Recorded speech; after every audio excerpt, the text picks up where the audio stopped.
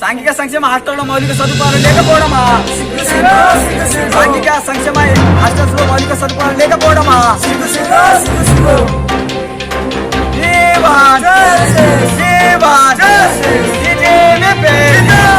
పరిషత్ ఆధ్వర్యంలో MR office లో ధర్నా చేయడం జరిగింది. దీని యొక్క ముఖ్య ఉద్దేశం ఏమిటంటే, ఏదైతే బోధన నియోజకవర్గం వ్యాప్తంగా సాంఘిక సంక్షేమ హాస్టల్స్ ఉన్నాయో దానికి సొంత భవనం లేకపోవడం సిగ్గుచేటు.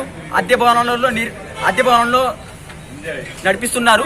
ఇంకా ఏదంటే రాకాస్పేటలో గల ఎస్సీ బాలుర హాస్టల్లో ఇప్పటి వరకు విద్యార్థులకు కనీస మౌలిక సదుపాయాలు లేకపోవడం సిగ్గుచేటు. అలాగే వాళ్ళు హాస్టల్ గదిలో 2010 నుంచి హాస్టల్ని పాఠశాలలు నడిపిస్తూ ఉన్నారు. వాళ్ళకు నిద్రపోవడానికి రూమ్లు లేకపోవడంతో వాళ్ళు పాఠశాల భవనంలో నిద్రిస్తూ ఉన్నారు. అలాగే ఏదైతే శంకర్ నగర్ లో ఆవరణ ఉందో ఆవరణలో మొత్తం నీళ్లు ఆగుతుంది. విద్యార్థులకు సమస్యగా ఉంది. కాబట్టి దీనిపై వెంటనే ఎంఆర్ఓ గారు స్పందించి పై అధికారుల దృష్టికి తీసుకెళ్లి పక్కా భవనాలు బోధనలో ఏదైతే ఎస్సీ ఎస్టీ బీసీ బాలుర పాఠశాల కళాశాల హాస్టల్స్ ఉన్నాయో దానికి సొంత భవనం లేకపోవడం సిగ్గుచేటు. వెంటనే దానికి సొంత భవనం నిర్మించాలని మేము తెలంగాణ విద్యార్థి పరిషత్ గా కోరుతున్నాం.